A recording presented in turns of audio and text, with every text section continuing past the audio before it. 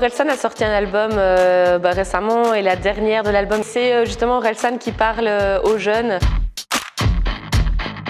Je dirais donc le caméléon parce qu'elle s'adapte un petit peu à tous les publics, tous les âges et donc voilà, la diversité. Friends, pour le côté un petit peu décalé avec les humeurs de chacun, on doit vivre ensemble. Le kicker, parce qu'il y a toujours cette petite compétition. Puis le kicker, c'est aussi, j'ai envie de dire, l'emblème des maisons de jeunes, je crois. Un truc finalement à base de choses naturelles qui permet d'aller un peu plus loin sur la durée et de puiser l'ensemble des énergies. Je pourrais dire Issa Doumbia en fait, parce qu'on est allé voir un spectacle de lui justement avec la Maison des Jeunes il n'y a pas très longtemps. Alors ici, on est à Binche. Je ne connais pas du tout le quartier de la Maison de Jeunes. Tu peux m'en parler?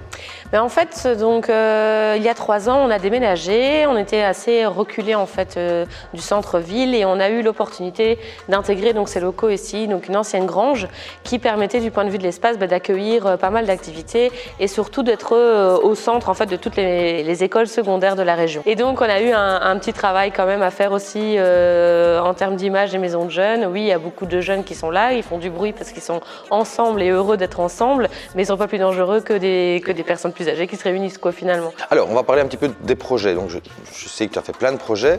Est-ce qu'il y en a un qui te tient particulièrement à cœur ou est-ce que tu préfères développer un petit peu? J'ai envie d'aborder donc 2 projets. Donc, il y en a un qui m'est important parce que c'est le premier que j'ai mis en place à la Maison des Jeunes. C'est celui qu'on appelle le Very Good Trip en fait, parce qu'on a été interpellé par des parents dont la fille avait été victime d'un accident de la route malheureusement.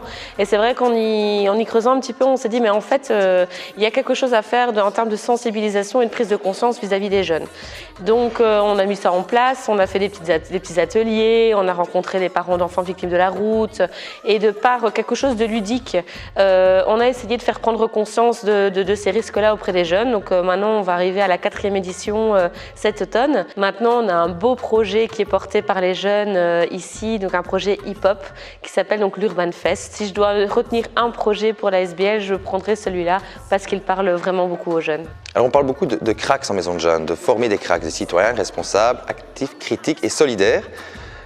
Comment tu t'y prends au quotidien pour former ces cracks? Généralement, on leur demande simplement tiens, qu'est-ce qui t'énerve au quotidien? Qu'est-ce que tu as envie de changer finalement, que ce soit dans ton quartier, dans ta ville ou dans le pays plus globalement.